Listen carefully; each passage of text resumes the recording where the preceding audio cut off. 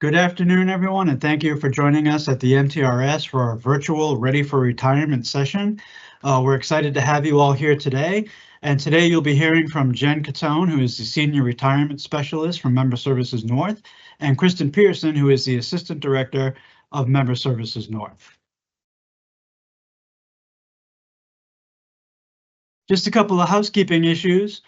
You can open the Q&A panel in your Teams window. Just look up at the top, typically is where it is for a Q&A button. You can type questions to our staff who are in a room here ready to take your questions, but please be mindful of not asking anything too specific to your own situation. And of course, please don't put any personal identifiable information into the chat like a social security number.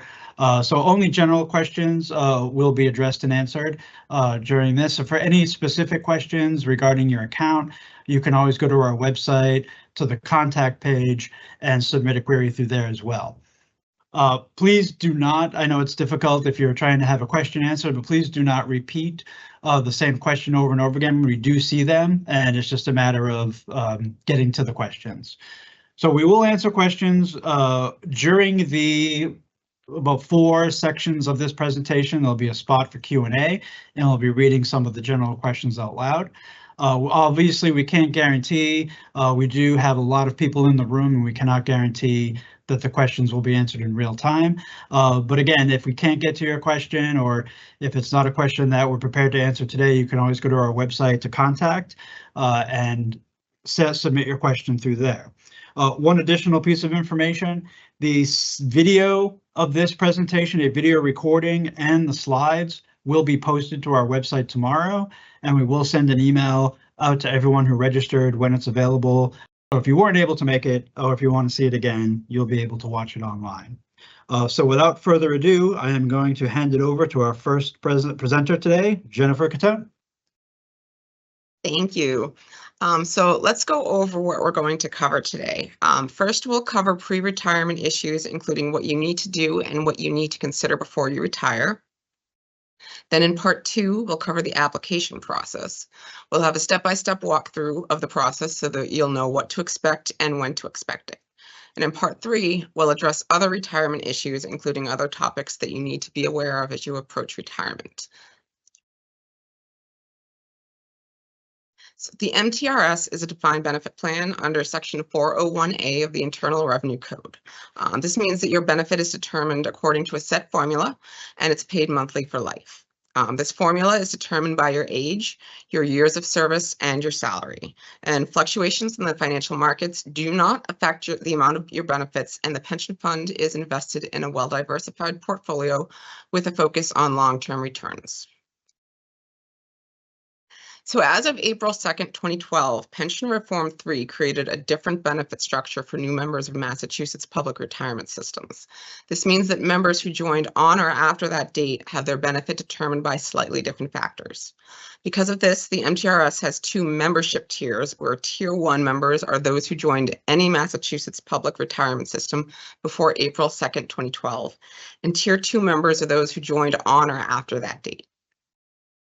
This presentation is geared toward those who joined before that date, but it will still be very helpful for Tier 2 members who joined after. Also, the examples that we show will be for Tier 1 members. And please note that if you ever refunded your account from a Massachusetts system and later rejoined after April 2nd, 2012, you're considered a Tier 2 member. Tier 2 members have different age factors, and they use a 5-year salary average instead of a 3-year average for Tier 1 members. The minimum retirement age is also 60. And please also remember that if you refund as a Tier 1 member and later rejoin, you forfeit being able to use the Tier 1 age factors and the 3-year salary average and the minimum retirement age. On page 31 of your PDF, we have a side-by-side comparison of Tier 1 and Tier 2. There's also a retirement percentage chart for Tier 2 members on page 33. And on page 34, there's additional information on the age factors. So now we're going to cover regular compensation. These are the things that we can and cannot use in your 3-year salary average.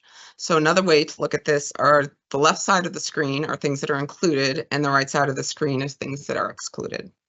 So things that are always eligible are going to be your annual base salary that's listed in your CBA. This will be the step and scale that you'll be able to find probably in an appendix in your CBA.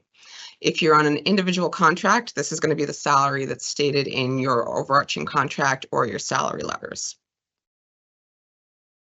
Regular longevity is also eligible. This is something like after 10 years, you will receive $1,000, and after 20 years, you can receive $2,000. These amounts have to be listed in your contract, and they have to be regular and recurring.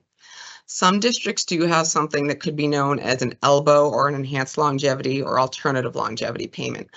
This will be a one-time 3-year payment that you can opt into. Afterwards, you're usually not allowed to receive any longevity after that. This varies by district, but these payments are not eligible. What you can do, however, is have the regular longevity that you would have received. You can have the deductions for that invoiced and pay that, and then use the regular longevity amounts in your 3-year salary average. Athletic coaching and instruction is always also eligible. This does not have to be listed in the CBA as long as it's actually the instruction of athletics. It can't be something like timekeeping or taking tickets at the event venue, but also intramural coaching is also considered eligible. Annual payments for additional services that are pursuant to the CBA. These must be listed in the contract, and they have to have the name of the payment and the amount paid. This could be something like a director of the art club or the yearbook club, or some kind of differential for being a department head. Let's see.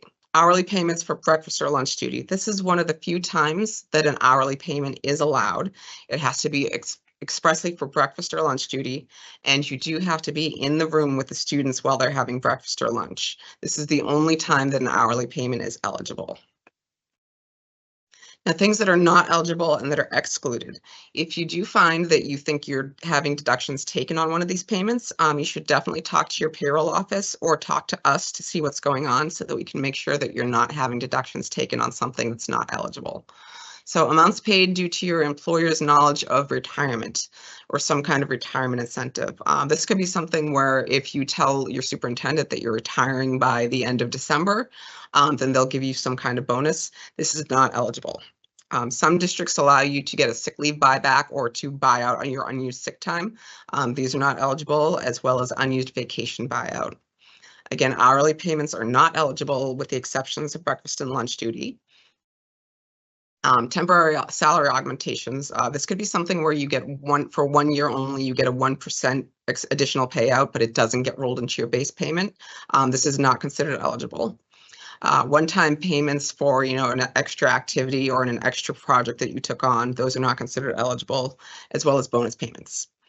Annuities and fringe benefits. This could be something such as a travel allowance or a reimbursement or a cell phone allowance. These are not eligible.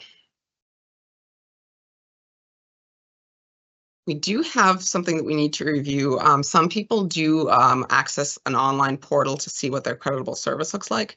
These tend to be very backed up. What's going on here is that we're receiving the deductions from your district, and they do have to be validated. Each separate payment has to be validated, so it does take a long time, and we rely on payrolls getting this information to us. A lot of payrolls have a lot of turnover, and there's a lot of backup with these. So these accounts are not necessarily being updated on time, but please do not worry about this. If you are taking a look at it and you're wondering why your creditable service doesn't seem like it's caught up with where you really are, this is probably due to a backlog, and please remember it will not affect your retirement. We do not use these numbers in order to process your retirement. These are just there so that you can take a look and see what's going on, but it's not something that we use, so please do not worry if those are very behind. So purchasable service, you are allowed with the MTRS to make various service purchases to increase your creditable service. This slide is going to tell you about, the next slide, I'm sorry, will tell you how to purchase this service, but right now we're going to go over the different types of service that you can purchase. So just to let you know, there are 104 Massachusetts contributory retirement boards. You may have taken a refund from any one of those, and you may be eligible to buy that time back. So refund buybacks and the following purchases are all eligible under Mass General Law, Chapter 32, and they're billed at the actuarial interest rate. Currently, this interest rate is 7%. It has been 7% for the past couple of years. We don't know what it's going to be next year. It does change on January 1st. So refund buybacks, Massachusetts state or municipal employment. This could be something like lifeguarding or working for one of the local towns. Massachusetts substitute or temporary teaching service. A lot of people probably have this kind of service that you can purchase. Out-of-state teaching service.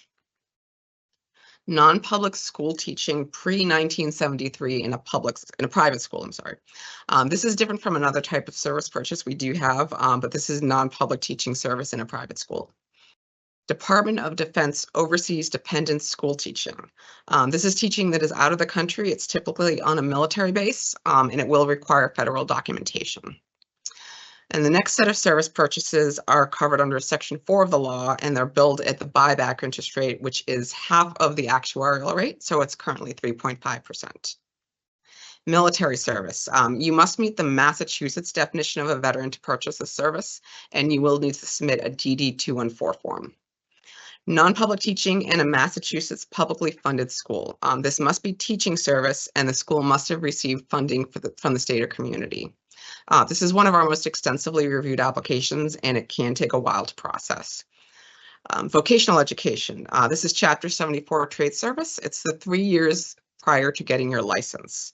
And then finally, Peace Corps service. And remember, this is Peace Corps and not AmeriCorps service.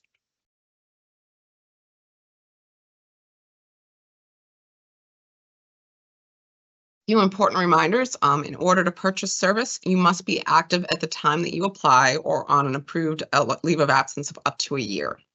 There are 2 exceptions to this, Peace Corps service and refund buybacks. These are the only 2 ones where you don't have to be active in order to purchase them. Another thing to remember is that vocational service must be purchased at the time that it's invoiced within the 180-day due date. It can't be re-invoiced at a later date if you decide not to buy it for the first time you have it invoiced. So you have 180 days to pay it.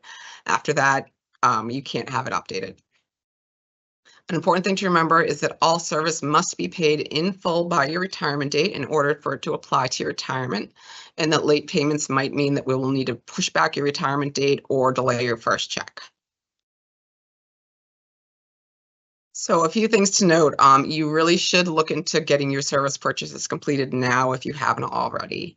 So definitely investigate purchasing them now instead of right at your retirement date if it's possible. Some purchases can take a while to go through, and sometimes there are payments that take a while, such as rollovers and trust-to-trust transfers. We'll go over those later on, but they can sometimes take up to 60 days to go through. So if you're paying with a rollover or trust-to-trust transfer, do follow through with your financial institution to make sure that your payment is going through. If you're currently on an installment plan for a purchase that you're in the middle of making and your retirement date's approaching, you'll want to contact us for a buyout invoice so that you can complete that purchase before your retirement date. So how do I purchase service? First of all, you can talk to us, or you can see the first page of each application for an eligibility checklist. You can download the service purchase forms on our website at mass.gov/MTRS. Go to the section called Forms. Most applications will have 2 parts. You'll complete the first part, and your employer or your former employer will complete the second part. If you're submitting an out-of-state application, there is a third part that will need to be completed by the retirement board that oversaw the district where you used to work. All signatures on these applications must be wet signatures. A lot of the time you can fill it out online in the PDF, but once you do that, you do have to print it out and sign it and mail in the wet signature. Submit the application to the MTRS for processing when you're done, and we will send you an invoice. The cost for most invoices is calculated typically as your earnings multiplied by the applicable contribution rate. It will typically include interest that is compounded annually. There are special formulas for a few service purchases, such as vocational purchases and military purchases. If you pay by check, this will be a post-tax payment. So just to let you know, you will not be taxed twice on this payment when it comes to retirement. We do keep your pre-tax and your post-tax earnings separate in your account. Rollovers can be made to pay for a service purchase from a pre-tax eligible plan. This could be something like a 401k, a 403b. A lot of people have over accounts if they used to substitute. You can use one of those to pay for your invoice. Just talk to us to make sure that it's eligible. And again, if you roll over, this will be a pre-tax payment. You can also decide to pay with our 5-year installment plan, but remember, again, this must be paid off by your retirement date. Also, please remember that some types of purchases have a higher volume than others, especially substitute service purchases. So therefore, they may take a lot longer to process because we have so many of them. Now, on to Scott. Hey, we do have a couple of questions from the chat. The first question is regarding hourly payments. If compensation for doing professional development, covering classes during prep periods, etc., are calculated using an hourly rate based on the contract and are included in the teacher's contract, are they also excluded from retirement? So this is something, it depends. A lot of these answers are going to be, it depends. If it's something where the hourly rate is derived from a flat payment in the contract, this could be eligible. If it's listed in the contract is just an hourly payment, it's most likely not eligible. But again, these are things that we're going to go over on a case-by-case basis. So I don't want to say that it's definitely in or definitely out. But again, it does probably depend on whether it's derived from a flat rate. Great. Actually, those are all the questions that we have in the chat now. I'm sure we're going to have more as we go on, but great. Thanks. So we'll move on. Okay, so the eligibility criteria for retiring. The MTRS has 2 retirement plans with different eligibility criteria under Tier 1. The regular retirement is a situation where you can be any age with at least 20 years of creditable service, or you can be age 55 with at least 10 years of service. Retirement Plus, you must have elected into R Plus or started after September 1st, 2001, and you are mandated into it. And for this one, you can be any age with at least 30 years of service, and at least 20 years of those must be membership service. That could be with the MTRS or with the Boston Retirement Board as a teacher. Boston Retirement Board teaching service is considered membership service with the MTRS. With the R Plus benefit, you get an enhanced benefit once you reach 30 years. You get an additional 12% when you reach 30 years, and then an additional 2% per full year after that. So once you hit 31 years, you'll get 14%, 32 years, 16%, and on and on. You can see page 7 in your PDF should have a breakdown of that for you. So we have 3 benefit options. This is probably going to be the biggest decision that you're going to make after you've decided to retire. This is where you decide how you want your benefit paid out and whether you have a survivor benefit. So there are 3 options. Option A, which is our most popular option, gives you the maximum amount of money that you are allowed within your retirement calculation. There is no survivor benefit to this. There is a partial month survivor benefit, but this isn't considered a real survivor benefit. This is just something where if you were to die in the middle of the month, there's a payment for the first part of that month that needs to go somewhere. Instead of having it sit in the retirement fund, you really should pick someone that would go to instead of just letting it sit there. So that's the only benefit that comes from that for a survivor. Option B allows for a survivor benefit, but it comes at a cost of a reduction of about 1 to 3% from your option A maximum allowed benefit. In this scenario, you have a beneficiary who gets the remainder of your annuity account if there's anything remaining when you die. So to explain this, your pension is funded by both your personal annuity account and the pension fund in about a 20-80% split. And as time goes on, your account is drawn down until your pension is funded entirely by the pension fund and there's nothing left in your personal account. So if you were to die before this period is up, there's something left in your account and your survivor benefit would receive that remaining amount. We usually say that it takes about 10 years for this to draw all the way down. So if this is a case where you're expecting to live for a long time, this might not be a good benefit option because after around 10 years, there's probably not going to be anything left in your account. I usually like to counsel people that if you know that you're terminally ill, this could be a good option for you if you don't think that you have a lot longer to live and you do want to leave a large benefit to a survivor. In this case, there are no restrictions on your beneficiary designation. So this means you can choose anyone to be your beneficiary. You can also split this payment between more than one person. The next selection is option C. With this one, when you die, you pick a beneficiary who receives a benefit for the rest of their life. This does come with a caveat that you personally will take about a 9 to 11% reduction on your option A maximum. This could be more, it could be less, but it also could be more.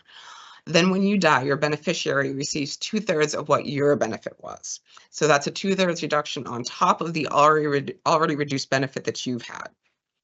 And please remember that if you choose a child as a beneficiary, they're going to have a much greater reduction than if you choose someone who's closer to you in age. The older you are and the younger your beneficiary is, that tends to be the greater reduction. And also, please remember, if your option C beneficiary dies before you die, you can't choose a new beneficiary. You will just automatically pop up to option A and begin receiving the maximum allowance again. For option C, you can name only one beneficiary, and this beneficiary must be either a spouse, a parent, a sibling, a child, or a former spouse who is not remarried. In this case, this usually applies for cases of divorce where this is required, because I'm assuming that most people would not willingly choose their former spouse to receive their option C beneficiary. The reduction for option C is based on actuarial tables that you can find on page 36 in your PDF. They're derived by actuarial factors, so we can't really tell you off the top of our heads what that reduction is going to be, but you can take a look at that and get an idea of what the reduction might be. And also, it's important to remember that your current active beneficiary does not carry over into retirement. You've probably been filling out the retirement benefit, the beneficiary forms that we do send out. Those are only for active beneficiaries. That's for if you die while you're still teaching. It doesn't carry over, so you do need to name a new beneficiary for retirement. And just because in the interest of some people are curious, option B is our least popular option and option A is our most popular. It should be on page 6 in your PDF, shows what the class of 2023 chose. Option A, far and away the most popular with 60%, and option B, you can see only 13% of people chose that.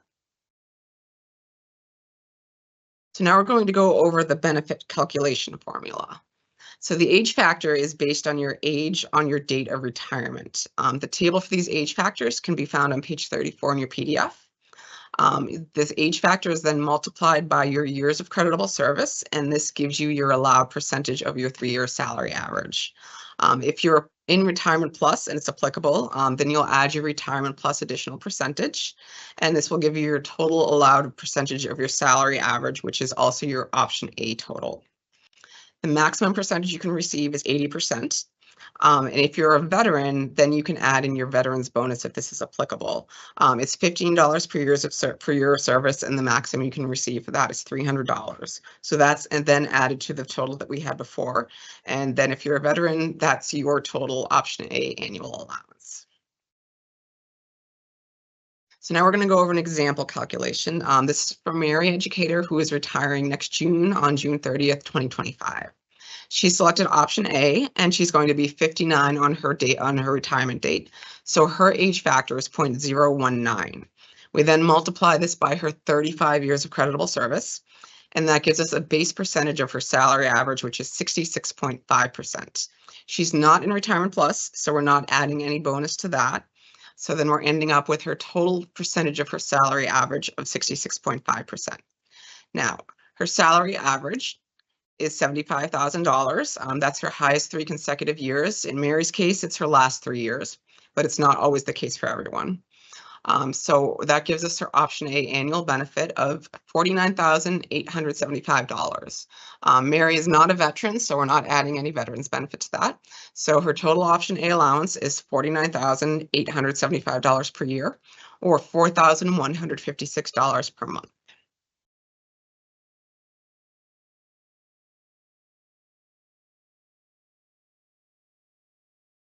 Are we on to? Okay, next is Tom Teacher. He's also retiring on June 30th, 2025, and he's also chosen option A. So we're using his age factor is going to be 0.018 because he's 58 at the time of retirement. He's got 34.5 years of creditable service, so we're multiplying those together. And then we're coming up with 62.1%. He's in Retirement Plus, so he's getting an additional 20% added on.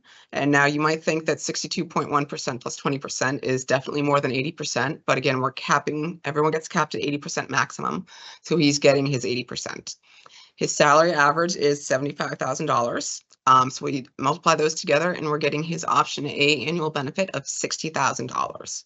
He is a veteran, so he's getting the full veterans benefit of $300. So we'll add those together, and his total option A allowance is $60,300 per year, or $5,025 per month.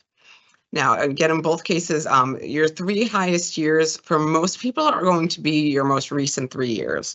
In some cases, it might not be the case. Say you switched districts a few years ago and your former district had a higher salary payments, or maybe you used to be an administrator and then you decided to go back to teaching, but your administrative salaries were higher. In that case, we can definitely use those higher salary averages, those higher salaries. Just make sure that you let us know, because we'll have your district fill out. They're usually going to complete your part 2 with your most recent salaries. So just let us know if that's the case. Also, you cannot pick and choose the years of salary to use. They do have to be consecutive years. They have to be 3 years in a row.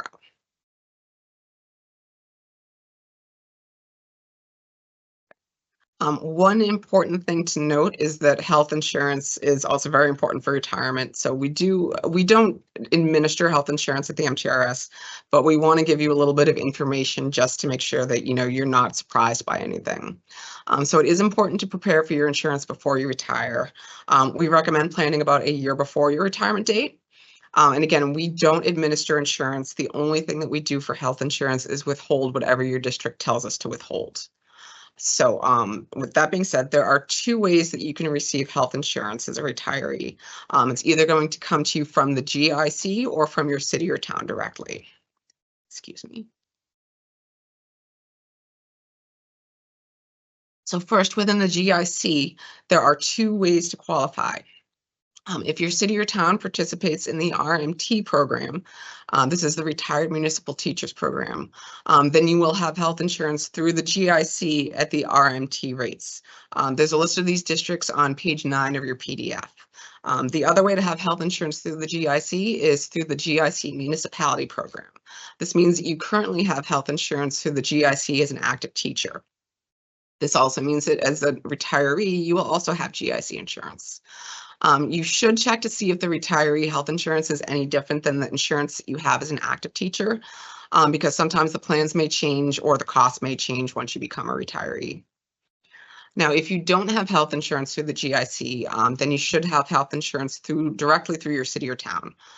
If you qualify for Medicare, you need to find out how that will affect your insurance and what's covered and what isn't. To qualify for Medicare, you must meet one of the following requirements. If you qualify for a Social Security benefit, you'll qualify for Medicare. If you're married to someone who is Medicare eligible, you qualify through your spouse. Or if you changed employers or started teaching after April 1st, 1986, then you have been paying a 1.45% Medicare tax, which is also known as FICA. And if you've paid that Medicare tax for 10 or more years, that will make you eligible. And so a few things you need to investigate if you're eligible for Medicare. You need to ask if there's supplemental insurance that's offered through your city or town that you can purchase. This will often cover things that Medicare will not. It's often called Medigap because it fills any gaps that Medicare might leave. And the last point on the slide, you need to, in order to avoid penalties before your 65th birthday, you need to contact Social Security to determine your eligibility for Medicare and when you need to apply for Medicare Part B. Medicare Part B covers general care and doctor's visits, but a lot of people don't sign up for it because they don't know what it is or they don't think that they need it. And we've been told that there is a 10% surcharge for every year after your 65th birthday where you don't sign up. After this, you need to arrange with your district to have your premiums withheld from your retirement check.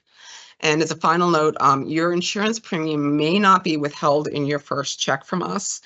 This doesn't always get taken care of right away, depending on how backed up your district is. So if that's the case, it might start coming out in your second or third check. So this is just something to be aware of. Okay, we got a couple of quick questions from the chat. First one is, why is option C, in quotes, approximately less? Seems like it would be a calculated value that is easily defined.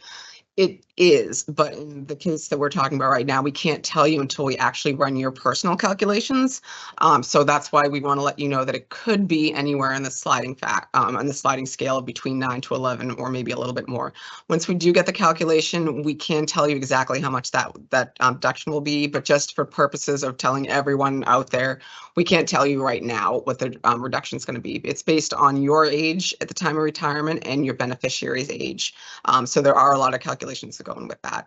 If you do have any questions and you want to get a more accurate calculation for your own personal circumstances, contact us and we can probably run some numbers and give you a better idea of what that reduction will actually be for you. Okay. I don't have a lot of context here, but the question is, what happens to annuity with option A? For your annuity account, I'm going to assume that you mean if you say you were to die before your annuity account's drawn down. If that's the case, it's always a gamble with your choice. If you die before your annuity account's all the way drawn down, then that money stays in the general pension fund. Unfortunately, that's what happens with option A, and option B is the only one where someone can get the remainder of your annuity account if you die before that's drawn all the way down. Great. Thank you. That's it. Now we're going to move on to more into actual retirement stuff. So this is just a basic timeline to give you an idea of what you should be considering at various times in order to start the application process. So you'll want to try to submit your application at least 4 months before your retirement date to ensure that you're paid on time. And you'll also want to be aware of things like how backed up your district's payroll office might be. Like I said earlier, a lot of payroll offices are seeing a lot of turnover, so they're having trouble, getting things processed on time. So that is just something to be aware of. If you know your district's payroll office is going to have delay, keep that in mind. So about 6 months before your retirement date, you're going to want to go online to our website and look over the general issues, review everything on there, and then download our 2-part retirement application. About 5 months before, you're going to want to complete your part 1 and give part 2 to your payroll official.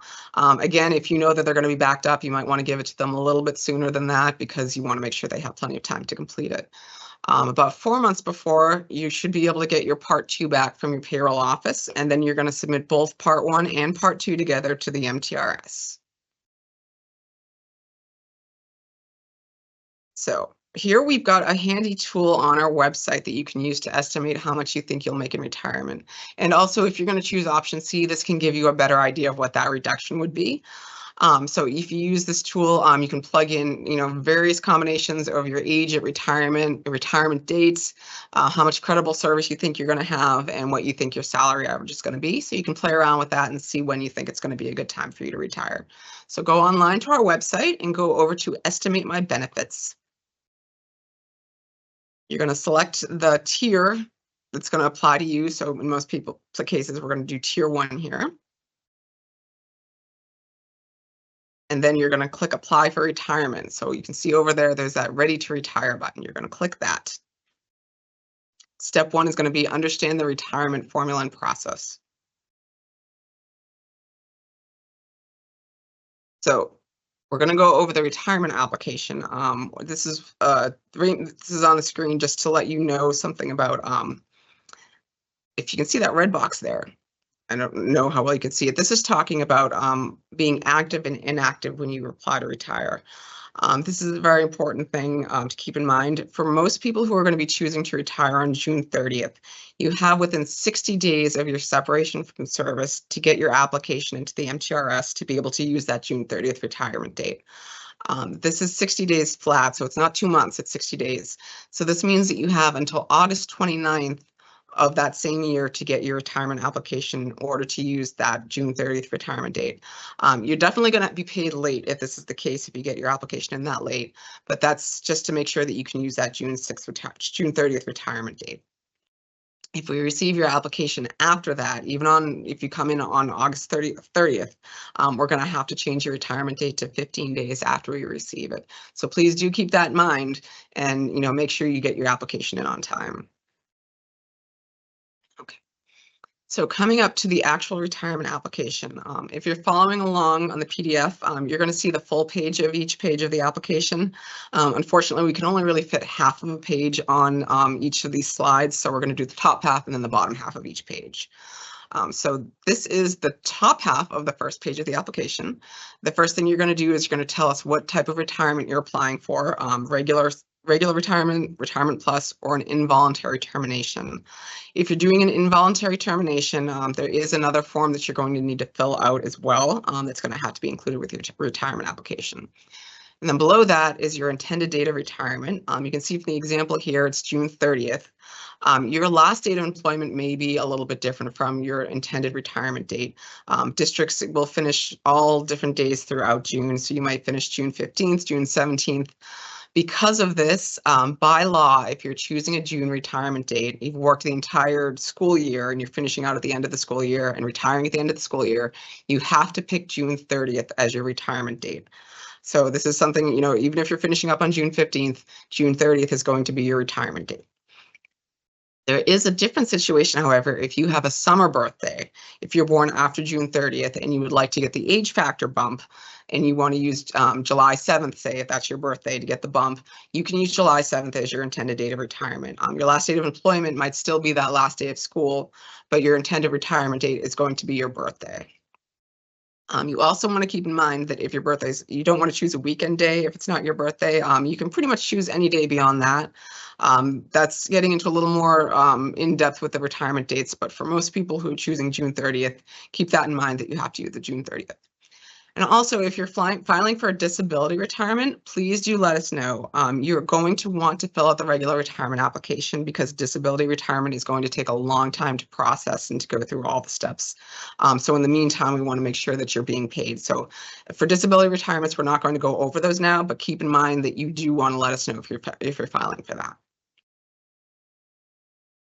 Now, this is the bottom part of that same page. This is going to be basic demographic information, you know, whether you're a veteran. One important thing to note, though, is the bottom, ask for your personal email address. We do want a personal address and not your school address because a lot of times your school address is going to go inactive once you stop working, and we want to be able to reach you. So do give us an address that's not related to your school address so that we can reach you. Over here on the next page, you're going to let us know which district you're working in. Some people do work in 2 districts, say you're coaching in another district as well. So if that's the case, just let us know. And then also let us know whether you're employed by another retirement agency. Sometimes people are dual members. And then below that is also asking about our special spousal benefit. These are special cases. That's very unlikely you're going to have one of these cases, so we're not going to go in depth of those. But do let us know if this is going to apply for you. Now at the bottom of this is the bottom of the next page. This is going to be, you know, let us know whether you're married and your spouse. You're going to tell us whether you have a DRO in effect. If you don't know what a DRO is, I can pretty much guarantee that you don't have one. If you do know what it is, then you probably have one on file. You're going to have to submit that to along with your retirement application and make sure that we have it on file and it's been approved. And then below that, your alternate address if you have a different address over the summer or if you're going to be moving shortly after retirement. And also the very bottom does ask whether you've been convicted of a criminal offense. This gets missed a lot because it's at the bottom of the page, but if you can please let us know. If you don't answer that, we're going to wonder what kind of nefarious business you've been up to. The next page, starting at the top, this is going to be where you tell us which your 3 years of salary, which you think your highest 3 years are. So again, if this is a case where you had a different 3 years than your most recent 3 years that are higher, do let us know here so that we're aware of that. And you're going to let us know whether you're under a CBA or on an individual contract. Then down at the bottom, you're going to also let us know whether your district has settled its contract. A lot of times people at the time of retirement for sending in their applications, their districts haven't finalized their contracts. So if this is the case and your district does settle after you've submitted your application, it is your obligation to get us the updated information, including your updated salaries and the new contract pages so that we can process your retirement correctly. Okay, and the next page is going to be going over your creditable service history. If you can see the full page, it's asking for your history at the bottom. This does not have to be filled out exact. We're looking for a basic idea of what you think your service is here. So don't worry if you can't remember exactly the date that you started, it's, you know, working in one district or not. We just want to get an idea of what you think your service is so that we can make sure that it's matching up with what we've got. So everyone is going to have regular Massachusetts teaching service at the top. And then below that, that is the various applications that you can have purchased service for. So if you know you've got one of those, let us know. And at the bottom here is where you're going to fill out that service. So again, let us know whether you purchased it or you plan to. Let us know what your FTE was, if you can remember that. Let us know any leaves of absence. And at the very bottom, there is a box that asks for your total amount of creditable service. Please fill this in to the best of your ability so that we have something to work off of, so that if we find there's a big discrepancy with what we're coming up with and what you say you have, we know that we need to go back and see what's going on there. And now the next page is going to ask you about any leaves of absences you might have had, sabbaticals or maternity leaves. Just fill that out as best you can. And then the bottom of here is going to ask about workers' compensation. If you've had that, please let us know whether it was full or partial, and then any military service that you may have.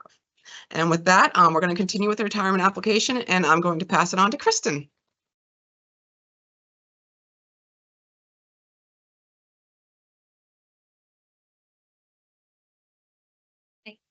Hello, everyone. We're almost at the halfway marker, so maybe do a stretch, get some water. It's 4:40 now. We typically run till about 6 o'clock, maybe a little bit sooner today. So I will do my best to get you done here within the next hour or so. So I'm going to be picking up, if you are following along in the PDF, we are now on page 17, which is page 6 of the retirement application. So direct deposit is required for your retirement allowance. And so on the retirement application, you are making this designation whether you want the funds to go to a checking or a savings account. If you choose a checking account, we do need the voided check that lists your name on the check and, of course, that account information. If you are choosing a savings account, we do need the official document from the bank, again, stating your name, your address, the routing number, and the account number. A question that is often missed is we're asking you if you're forwarding your payments to a foreign bank. Please be sure to answer this question. If not, we will send it back to you as incomplete. So any question that it does say response required throughout the application, please be sure to answer it so there's no holdup with processing. We do ask for your direct deposit authorization if it's an individual, joint, or trust. So if it's an individual account, there's nothing you need to do on the bottom half of this page. But if it's a joint account, the other account holder does have to sign this page acknowledging that the money is going into their account as well. And then if you are choosing a trust, we need the certification of trust that does name you as the trustee or the beneficiary of that trust.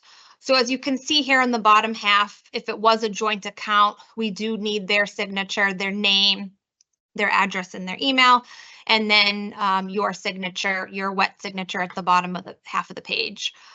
Please keep in mind that this document is a PDF, and so you can fill it out on your computer, save it, come back to it at a later time. We know it's a lengthy document. You might not be able to finish it in one sitting. Just please make sure that wherever we're asking for a signature, whether it's your signature or someone else's, that it is in pen. We can't accept anything in pencil, and we can't accept anything, virtual like this on the screen. It has to be in pen, as this is a legal binding document. We'll talk later on more about direct deposit and how that goes into the account and when, coming up later in the program. Now we're over to the option selection page. So Jen talked earlier about having to choose an option in retirement. So on this page, you are making that designation whether you are selecting option A, option B, or option C. So within this document, you'll also see boxes on the left-hand margin that you can follow along with. These are things that could also be required when you're making specific selections within this PDF. So if you're choosing option A, it's telling you that you need to complete the option A month of death payment recipient on page 9 of the retirement application. So please pay attention to those boxes in that left margin within this PDF, because it is good reminders for you to remember what you need to complete or submit. So that's with option A. Bottom half of the page shows option B. And if you're selecting option B, then you need to complete the option B beneficiary designation, which is found on page 9 of the retirement application. If you are selecting option C, you are listing their information right here on the page. So for Mary Educator, who's retiring, she is choosing Joseph Educator. And so we need their date of birth, their social security number, and then the one of 5 ways that they have to be related to you is listed right here. So you would simply select which one applies. And then we also need your option C's original certified birth certificate. No photocopy is accepted for your birth certificate or option C. In regard to a marriage certificate, so we need a marriage certificate to show if you've ever had a name change different from your birth, the name on your birth certificate. Or if you're choosing option C, we also need the copy of the marriage to show that you are married to this person that you're selecting as your spouse. So again, for option A, for option C beneficiaries, we do need the certified birth record, same for you as the member. But if you have to submit a marriage certificate, we do accept the photocopy. And please know that we will mail back to you any original certified documents with that raised seal. We make a copy of it for our records, note that we saw the original, and we will send those originals back to you. Asking for a signature and a date at the bottom. And now we're over to our spousal acknowledgement page. So you're answering one of these 4 boxes here at the top. If you are now currently married or expect to be married by the date of the retirement, your spouse has to sign off on your option selection, and a witness also has to witness that your spouse is acknowledging that. However, if you've been divorced, you're not currently married, or you're widowed, then the bottom half of this page will not apply to you because there's no one that would need to sign this. So again, if you are married or intend to be married, that person does need to sign here as the spouse, and a witness that is over the age of 18 needs to sign the witness box here. The most important thing to know here is just making sure all these dates align. It's very common that we see some of these dates, they're not lining up, meaning the member signing on March 1st, but then the spouse and the witness are signing sometime in February, which is obviously before the day the member is signing. So of course that doesn't make sense and we would need to send it back to you. So just pay attention, make sure that when you are signing, they are signing on the same day as you, or they're signing after you. It's just something common that we see that happen. So we like to remind everyone during these presentations. Now we're over to page 9 of the retirement application. And so as I mentioned, if you chose option A or if you chose option B, this is where you're naming who these beneficiaries are. And so as Jen mentioned earlier in the presentation, there's no true member survivor benefit for option A, but there is one check that we call a month of death check, where if you were to pass away, let's say the 15th of the month, we need to pay someone those 15 days worth of pension. And so if you do pick option A, this is where you would designate who that person was, their date of birth, relationship, address, social, and so on. If you are picking more than one person, please just make sure that that percentage does add up to 100%. You can split it however which way you want, but again, just make sure the percentages do equal 100%. Same thing goes for the bottom half of the page. This is where you're designating an option B beneficiary. Again, there's only 2 places for each. And so if you want to name more than 2 people within these sections, just make a copy of this page and attach it. That's completely fine. And then in the gray section, this is for contingent designees for option A and option B. So if you do name someone as your option A or your option B and they do pass away, then you will bump down to whoever you're naming as the contingent. So that's what you would fill in that gray area down the bottom. Now we're over to page 10 of the retirement application. This is a new page that we've implemented this year. And so we're just making sure with the new changes with the W4P form, we just want everyone to be aware and make sure that they're completing the form. And if they're not completing the form, they're aware that we still have to withhold federal income taxes. There's no way around that. We'll talk about taxes a little bit later. But if you don't complete the form, we're just going to enter it as single and claiming no withholding allowances. So you're just acknowledging that on this page. And then the working after retirement acknowledgement, making sure you understand how much you can earn in retirement, how many hours you can earn in retirement. Again, a topic we will discuss later in this program towards the end, but it's in the retirement application. So we know that our members are understanding these two topics and signing off before they submit their retirement application. The bottom half of the page is a simple checklist for you to assist you in gathering the necessary documents to submit to us. So we hope that this is helpful to you when you get to the end. Again, this is a pretty lengthy application to go through. And so whatever we can do to help assist you, this checklist is for that reason. So now the W4P page, this page, of course, I'm not expecting you to be able to read, on your computer screen right now. This is just the basic informational page that comes before the actual W4P that you need to complete.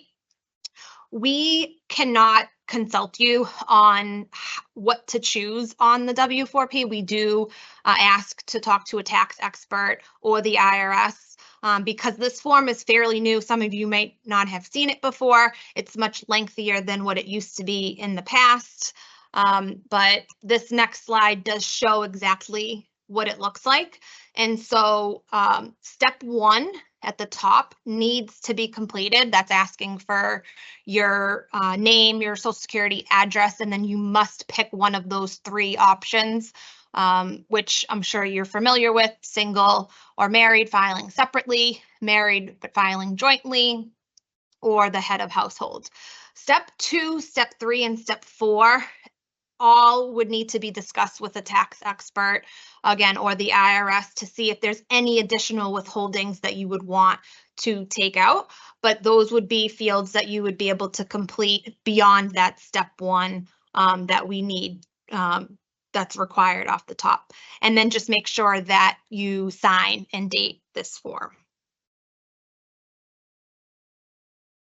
So that completes all of part 1. We don't go through part 2 in its entirety in this presentation because part 2 is completed by your payroll department. And so I'll just talk about a little bit. We're going to stop and take questions here on the retirement application part 1, but I do just want to mention when you do give part 2 to your payroll office, this top section where it's asking for your name, social, type of retirement, position title, that's all filled out by you, the member. But then the payroll office takes it from there and they complete the rest of the application.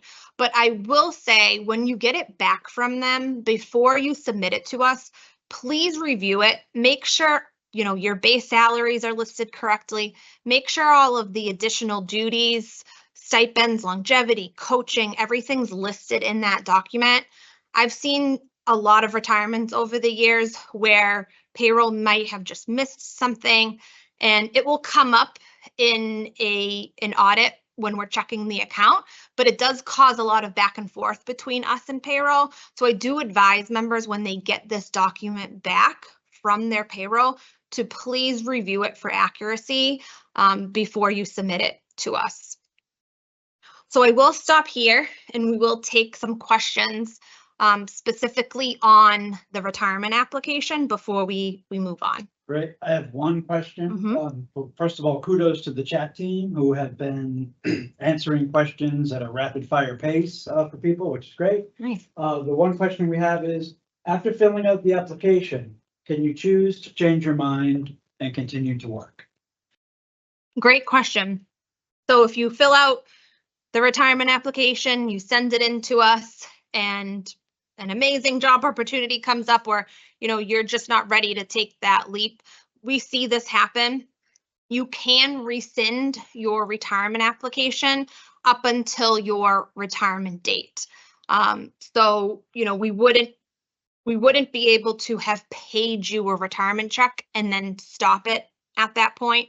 We'll talk a little bit later about working after retirement and how that works. But if you send it in, let's say in April, and things change in May, beginning of June, you do have up until June 30th or whatever your retirement date is, to rescind that paperwork. We would just need that in writing from you, and we would be able to void that out of the system. All I have. All right. Okay, so we are now into step 3 in regard to submitting your application to the MTRS. So I did mention already, you receive and review part 2 from your payroll official, and you're going to attach all of the required documents. So payroll is responsible to not only fill out part 2, but also give you all of the applicable contract language that applies to you. So any of those step and scales that you're on, showing your base pay, any of the pages in the contract that talk about your longevity payments, your stipend payments, your coaching payments. If you're under an individual contract, we need all of those documents. Again, that is payroll's responsibility to get that to you, but when you get it back from them, you just need to review and make sure that everything is there and you're getting all those documents together before you submit them to us. We do recommend that you make a copy of everything for your records, especially, you know, you're mailing everything into us, or you're more than welcome to drop it off to the Charlestown or the Springfield office. But just in case something were to get lost, you know, USPS, you know, you never know. You just want to make a copy of everything. You don't have to go through the entire process all over again. We do require that you submit both part 1 and part 2 together for a smoother transition with the check-in. And after we review your application for completeness, we will notify you in writing when it's complete. And if it's incomplete, we will state exactly what you need to do to make it complete. So either way, you'll be notified that we received it. So it's complete, it goes into a queue, and we process them on a first come, first serve basis. So first in, first out, that's why we say to start the process 6 months prior, we start accepting them 4 months prior, and then we start to process those as they come in. If we need to contact your school department for any additional information, we'll only contact you if we feel like this is going to cause some type of delay. Other than that, it's usually just between us and payroll trying to figure a few things out to finalize the benefit. Calculations do take 4 months to complete, and when they are complete, we will mail you a notice of estimated retirement benefits letter, which basically states all of the final figures that you'll be expected to receive in your pension. So we'll lay out the final age factor, the final salary average, the final credible service, and then whatever option you picked will be listed there with a yearly and a monthly breakdown. So review all of that when you receive that document, and then following that would be your first check. So in most cases, you're going to receive that first retirement check 4 months after you file your paperwork with the MTRS. And so that date where we're saying file 4 months prior to June 30th, the earliest you could receive a pension check would be at the end of July. Regardless of when your first payment is issued, so if you didn't get the retirement application into us until May or June, even though you might not get paid till August or September, it's always retroactive back to your date of retirement. The only exception to that is what Jen had talked about earlier, keeping in mind that 60 days from separation. So no matter when you finish, which the most common situation is June, you only have 60 days from the date you separate from service to file your retirement and keep that retirement date. So please keep that in mind once you go inactive with a school district. And note that even though you must receive your first payment, you must receive your payments direct deposit, your first payment may be sent as a paper check. What happens kind of behind the scenes with us is we have pre-note dates and warrant dates, and we need to get all of your banking information into the computer system before a pre-note date, and the bank needs to approve. And if that all happens before this specific pre-note date, then yes, the money does go direct deposited for that first check. But if something happens and it happens after the date, that first check will be mailed. And that's why it's very important to keep your address up to date with us on the retirement application or under that alternate mailing address, just in case a check has to be mailed to you, that we're sending it to the correct location. And so another note about direct deposit, I mentioned it earlier, it is mandatory. It goes into your bank account on the last business day of each month. So could be a change for you all who are typically being paid on a bi-weekly basis. So just plan ahead for budget purposes that in retirement, it does only come once a month on the last business day. And then as far as monthly statements go, you're not going to receive a monthly statement every month. But you will receive one if there's ever a change in the amount of your retirement allowance. An example of that would be a cost of living adjustment. We'll talk about that. It's actually the last slide of the program today. So that would be a change in the amount increasing.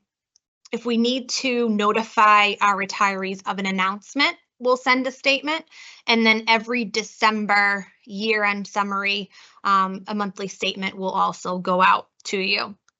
Another thing to keep in mind is that when we do send you your notice of estimated retirement benefits paperwork, we also send you a cover letter that gives you instructions on how to sign up for an online account as a retiree.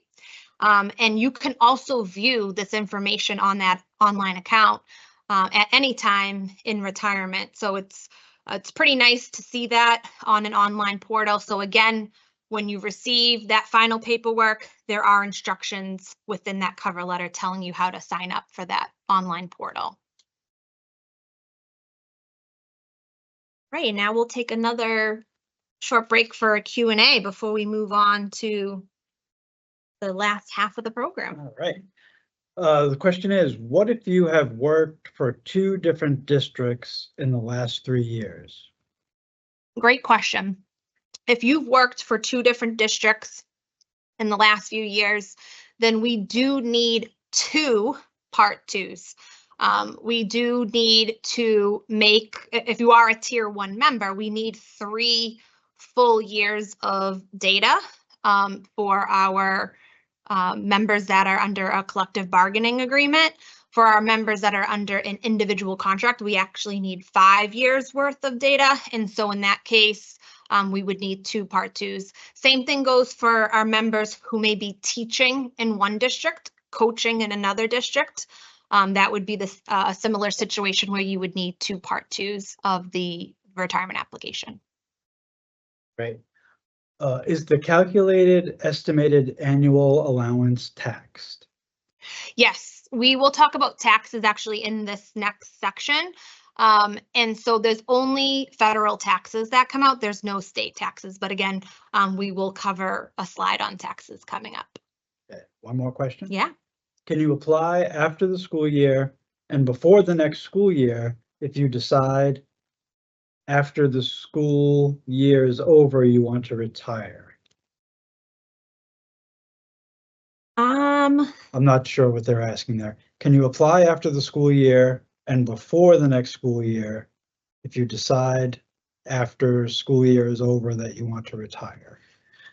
So I think I'm following along. If it's beyond June 30th, you finished the school year, but you haven't yet started the next school year. Again, as long as you're in that 60-day window, which 60 days from June 30th is August 29th, as long as you file by August 29th, we would still be able to grant you the June 30th retirement date. But just keep in mind, if it's beyond August 29th or beyond 60 days, the law does state that we have to move your retirement date 15 days from the date that we received the application. So I hope I answered that question. If not, if you are that member, please re-ask it in the chat. But hopefully I answered it. Okay, that's it. All right. Thank you. Yeah. Okay. So now we're going to move on to part 3 of the program, which is really some other retirement issues, post-retirement issues, things as working after retirement and taxes, Social Security, COLA, things of that nature. So first up is working after retirement. And so it doesn't sound right. We would hope that you all would retire and go off to a beach somewhere and kick your feet up. But more and more we do see a lot of our members, retirees, going back to work. And so you do have to be aware of the limitations, but this first slide talks about where there are no limits. And so you can go back to work in any private sector job, and there's no limits on how much you can work or how much you can earn. Same thing goes if you were to go back to work in another state, public or private, there's no limits. So what I've heard over the years, maybe someone lives close to New Hampshire and they want to still be involved in teaching and not have any limitations, they can go work in a New Hampshire public school system and not have to follow these restrictions. That's just an example that I've heard over the years. And the last bullet point is employment within the federal government also has no limits. But if you do plan to go back to work in any mass public sector job, so these restrictions aren't just in regard to a teaching position in a school district. It's any job that you would be paid with public funds in the state of Massachusetts where these limitations apply to. So the first bullet point talks about if you're going to be returning from the same employer from which you retired from. So you want to go back to the same district that you left. You do have to be separated from service for 60 days before returning to that district. This is waived if you are retiring at age 62 or older, or if you retired at the 80% maximum benefit. What works out with the 60 days is that if you did finish in June, 60 days is the start of the next school year anyways, so it works out in that sense. You wouldn't obviously be able to go back to work over the summer unless it was some type of a summer role, then you would have to wait those 60 days if you didn't, if you weren't age 62 or older or at the 80%. So that's the first restriction in regard to going back to the same employer. But the next two, which are the most important, and we'll continue with the next slide, more of a visual for you to understand, but with the time restrictions, your service cannot exceed 1,200 hours in a calendar year. So these restrictions are all based on calendar year hours and calendar year earnings, which is January to December. So you have to look at them in a different sense because now you're most likely being paid on a school year, fiscal year basis, September to June, July to August. But these restrictions, again, are looked at from January to December. Full-time hours now are 1080. So we typically don't see our retirees running into the time restriction before they run into the earnings restriction, because 1,200 hours is a lot of hours to reach. Again, full-time, putting that into context, full-time right now is 1080. So really pay attention to the earnings restriction. And what it says here is the post-retirement earnings cannot exceed the difference between the current salary of the position from which you retired and the amount of your annual pension. So just to put that into English, I like to say, is this example here on the screen with Mary Educator. So Mary Educator retired June 30th of 2024 from a position that was paying her $77,000. So what Mary needed to do is go back to the district and ask them, if I returned next year for the 24-25 school year, what would my salary have been? They let her know it would be $79,000. So that's your starting point. From there, we would minus out your annual gross pension amount. So for Mary, that was $50,175. So for Mary, she can earn $28,825 for the rest of the calendar year 2024. So putting that more into context, finishing out in June, Mary can earn $28,825 for September, October, November, and December. So for those 4 months that are left in the calendar year of 2024. That typically isn't something you're going to run into within those first 4 months. But now we're into January of 2025, and this resets at that point. So that means for the calendar year of 2025, January to December, Mary can only earn $28,825. So that second school year going back is really where you would have to pay attention to, am I coming close to this amount? But the end piece to this is that beginning January 1st of 2026, which is another whole calendar year from that point, Mary can earn an additional $15,000 per calendar year. So hopefully that example makes that a little bit more clear for you. And some other reminders here. You can also apply for a critical shortage waiver. And so this is where a school district posts a position, but they can't find a qualified applicant for the position. And so they apply to the ESE to obtain this 1-year waiver. And the reason why a retiree would want to work under this waiver is they can work without the restrictions for 1 year. So it's out there if you're interested in it, but again, it's only in these specific critical shortage situations. And Retirement Plus retirees have to wait 2 years to even be eligible for this. And again, it's only for a 1-year period. So once the year is up, the whole process would have to go through the same thing where the district posts a position, can't find a qualified applicant, applies for the waiver through the Department of Ed, and then you would be able to apply for it that way. So just something out there to be aware of. Also, some additional precautions. Even if you're not considered an employee of any of these Massachusetts public entities, as a retiree, if you're considered a consultant or at least employee, you are still subject to the service and earnings restriction because you are being paid with public funds from the state of Massachusetts. If you believe you're getting close to hitting those earnings or service limits, you can contact our office to waive or freeze your benefit. So you're not coming up close to earning beyond what you should. Because what the last bullet point says here is if you do exceed the allowable limits, the MTRS or your employer has to recover all excess earnings from you. So this is a very important topic. That's why we have it now within the retirement application, acknowledging that you understand these restrictions.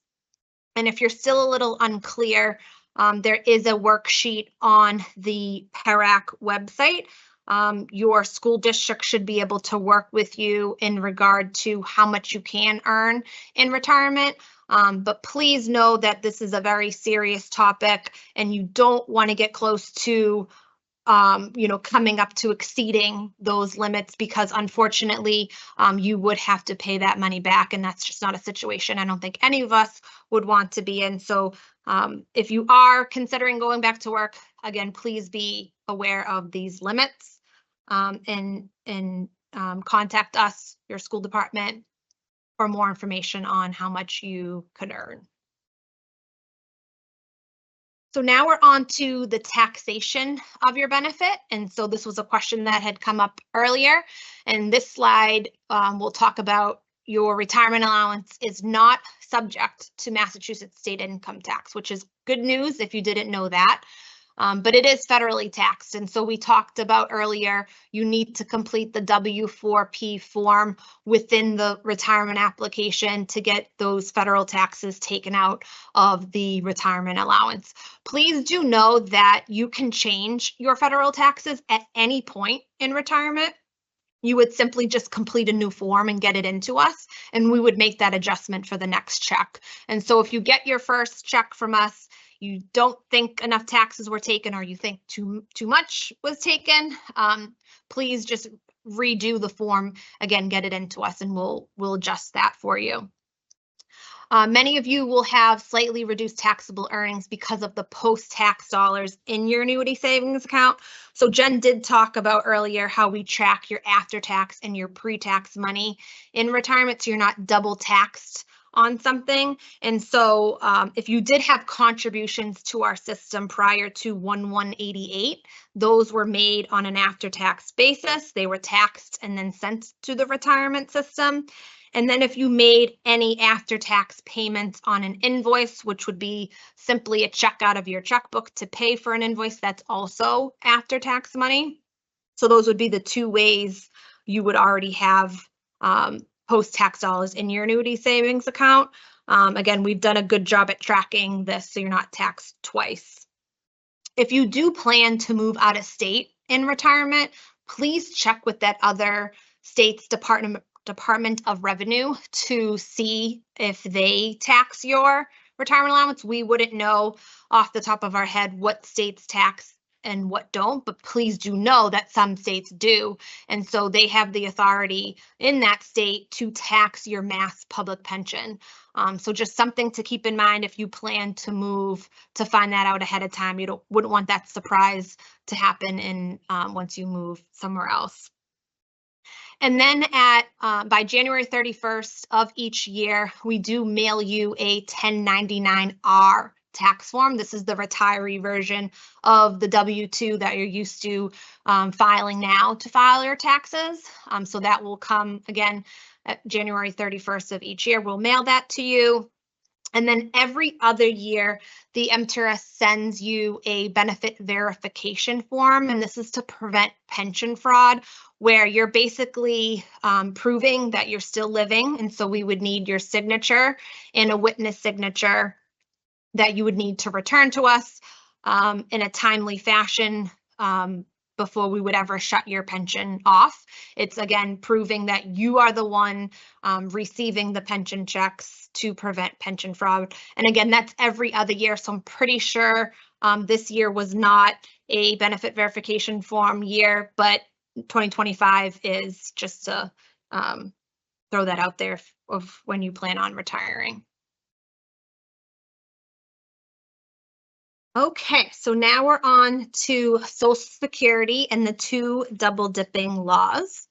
And so many of you might already know that Massachusetts is a non-Social Security state where public employees do not pay into Social Security. And so there are two different offsets that we are impacted by. I'll cover the basics today in this presentation, but if you are following along in the booklet, the best resource that the MTRS can give you is in the back of the booklet on pages 42 to 45. So as far as the two different offsets that you may be impacted by, the first one is the windfall elimination provision. So the WEP is an offset that affects your own Social Security benefit. And the only way to be exempt from the WEP is if you were eligible to retire prior to 1/1/86. So I think for most people, this date is hard to beat at this point. And so we're comfortable saying in these presentations to be prepared to take home about half of what your statement says from Social Security.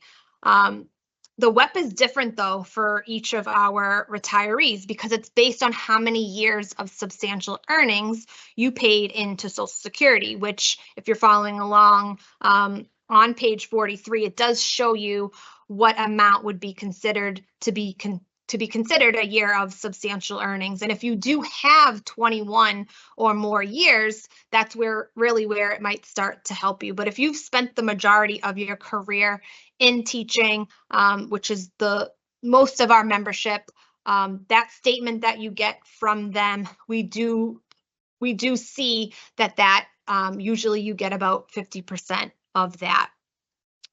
We do know that the maximum offset is $587.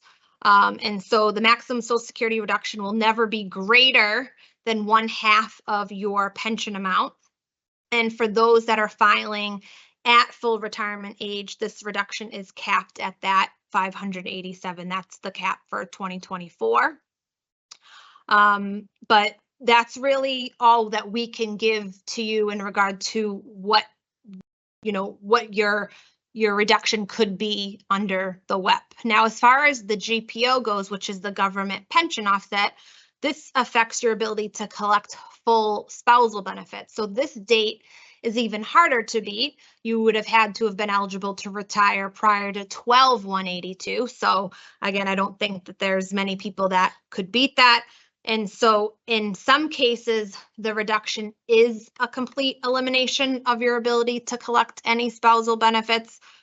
With this offset, Social Security Administration looks at your dollar amount public pension with us.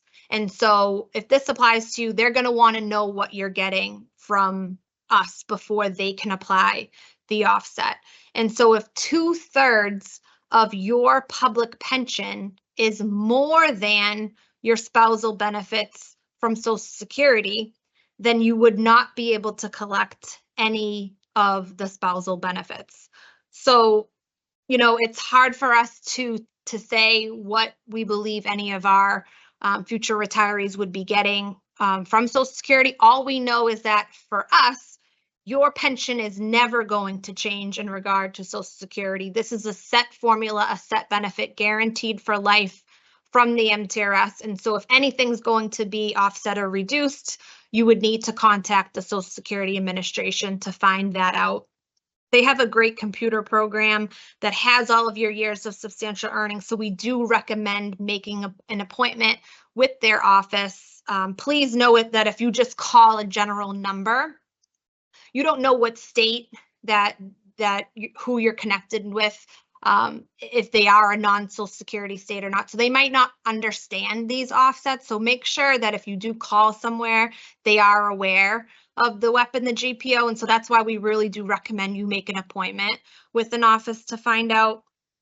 And some additional reminders that even if you are subject to the WEP or the GPO, you may still qualify for Medicare either on your own or through your spouse. And just another reminder, Jen mentioned this on the health insurance slide in regard to avoiding penalties before your 65th birthday, and to contact Social Security to determine your eligibility for Medicare and when you need to apply for Medicare Part B. And as Jen did mention, Medicare Part B covers general care, doctor's visits. A lot of people just don't sign up for it because they don't know what it is or they think they don't need it. And we were told that there is a 10% surcharge beyond your 65th birthday. Obviously, that doesn't apply if you're still an active contributing member with us. If you're 66, 67, just make sure that you sign up before you retire in that instance.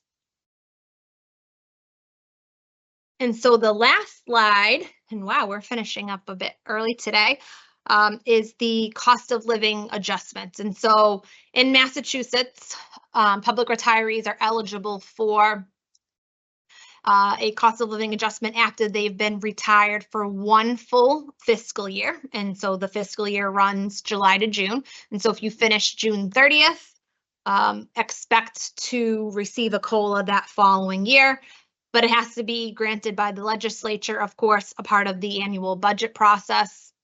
It is subject to approval by vote by the Mass legislature.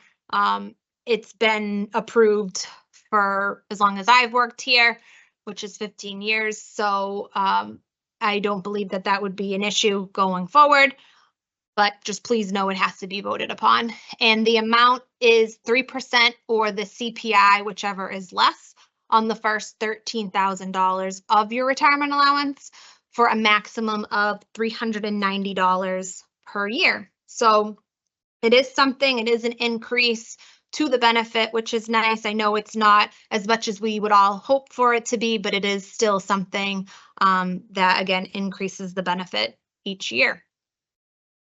So that is our program for today.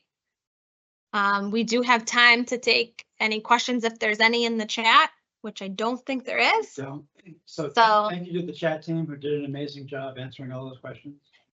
Yes, we hope that today's program was beneficial to you. Thank you to our chat team behind the scenes. If there are any additional questions that you have or anything personal, our contact information is here on our website, the Charlestown office phone line or our Springfield office phone line. We also have a section on our website to contact us through the website as well. And so please check that out if you have any additional questions. But other than that, we thank you for coming today. We hope that this was beneficial and you are ready to retire. And so we hope you have a good night and enjoy the rest of your day. Thank you for coming.